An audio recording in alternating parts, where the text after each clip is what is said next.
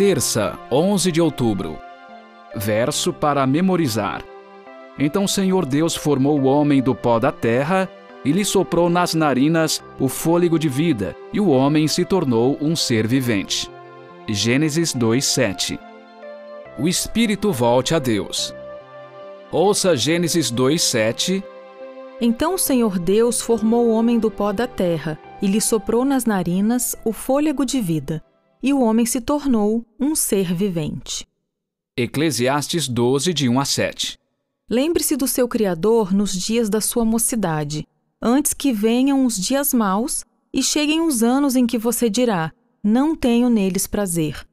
Lembre-se do Criador antes que se escureçam o sol, a lua e as estrelas, e as nuvens voltem depois da chuva. Lembre-se dele antes do dia em que tremerem os guardas da casa, os seus braços, e se curvarem os homens que no passado eram fortes, as suas pernas, e cessarem os moedores da sua boca, por já serem poucos, e se escurecerem os que olham pelas janelas, os seus olhos. Faça isso antes que as portas da rua se fechem e o ruído das pedras do moinho se torne difícil de ouvir. Quando você se levantar à voz das aves e todas as harmonias, filhas da música, começarem a desaparecer. Quando você tiver medo do que é alto e se espantar no caminho, quando florescer como a amendoeira e o gafanhoto lhe for um peso, e quando você perder o apetite. Porque o ser humano vai à morada eterna, e os pranteadores andarão rodeando pela praça. Lembre-se do seu Criador antes que se rompa o fio de prata, e se despedace o copo de ouro, e se quebre o cântaro junto à fonte, e se desfaça a roda junto ao poço. E o pó volte à terra, de onde veio, e o espírito volte a Deus, que o deu. Gênesis 7:22. Tudo o que havia em terra seca e que tinha fôlego de vida em suas narinas, morreu. Pergunta 3. Que contraste há entre essas duas passagens? Como elas nos ajudam a compreender melhor a condição humana na morte? Como já vimos, a Bíblia ensina que o ser humano é uma alma, e a alma deixa de existir quando o corpo morre. Mas e quanto ao espírito? Ele não permanece consciente mesmo após a morte do corpo? Muitos cristãos acreditam que sim, e até tentam justificar seu ponto de vista, citando Eclesiastes 12:7, que diz: e o pó volte à terra, de onde veio, e o espírito volte a Deus, que o deu. Mas essa declaração não sugere que o espírito dos mortos permaneça consciente na presença divina.